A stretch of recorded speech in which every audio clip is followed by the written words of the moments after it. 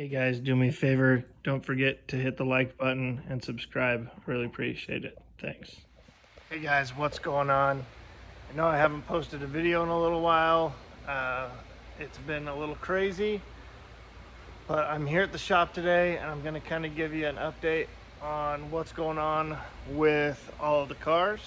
Some of us have not been racing because we've been working on some pretty big projects. So right here, Tom's car has a twin turbo big block. We've almost got this thing to the point where it can start. It needs some wiring and the rest of the fuel system plumbed in. But the reason why I haven't been posting and the reason I haven't been racing is right here, mostly that thing. It took us a minute to get all the parts for the transmission that I wanted, and that is all finally together. So I'm gonna have to wait for the torque converter to show up before I can drive it, but I've got to get it in the car so that I can measure for my drive shaft. But better yet, what's up, Slowpoke? This kid thinks he's gonna beat me. Not a chance. Anyway, but I've got some goodies in the car that require all of this shenanigans for it to work properly. So I'll take you in the car real quick and we'll show you all that. Here we are. So the carpet kit is out for me to do a bunch of mock-up stuff, but I have the Motion Race Works operator shifter in here that requires the CO2 kit, and we're going to be using my boost control off of that same kit. But I need to mount that to the roll bar and make sure that's all in. I got some controls for the trans brake that we put in on the steering wheel, and I did some rewiring so I can do some fancy fun stuff with those switches on the bottom there. The ECU used to just be chilling on the ground. We built brackets and got that up out of the way, and we did some stuff in the engine bay. I made the mistake of not running a catch can last year, and that blew oil all over the firewall. Huge no-no. So this year we got the Motion Raceworks catch can in. I got a turbo blanket on the turbo, and we're going to be heat wrapping the rest of the exhaust, but I think it is going to end up exiting out of the fender over there. I have another fender at the house, so we're going to play with that. Next up on the car, line lock. No more struggling to get that burnout right. So that's in here now. What else did we do in here? I did get some new hardware stuff for crank bolt and stuff like that, so that's all got to go in.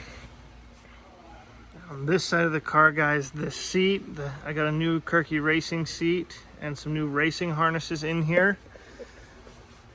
And here's my buttons and hardware for that. And then I think I'm gonna eventually do is the Holley Pro Dash in here so that my gauge cluster and everything looks good. But our next race is it's this weekend. So I probably won't be at the race this weekend, but I'm trying to really get to the next race, so that I can take out Brian, aka Falcor, from KSE Racing. So, yep. It's gonna be a hot minute before I get everything installed and get the car driving. Right now the engine will start, there's just no transmission under there.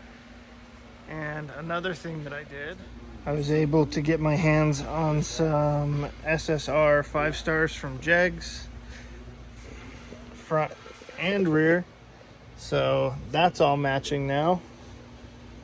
I need to get these are just some donut spares so that I could slap the wheels on the car and see what they look like.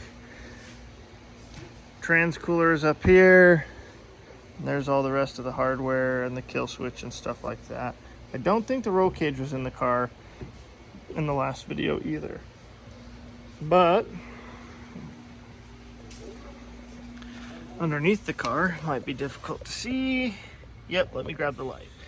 Down under here we have a Caltrac system a Ford 9-inch. We dropped the fuel cell through the floor and mounted it and made it look nice up in the trunk.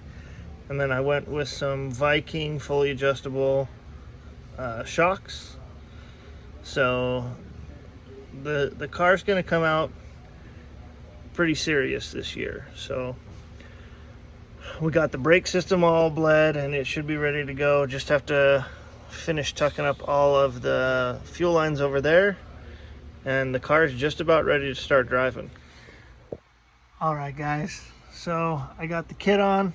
There's the tank. I had to modify that to get it to fit, but I got the lines run up to the MAC valve down here, hooks in, goes up, or it tees right here on the inlet side, goes up to the boost controller, and then that MAC valve goes to that. So all I've got to do is the wiring, and that's all good to go. Anyway, that's where I'm stopping for the night. Peace.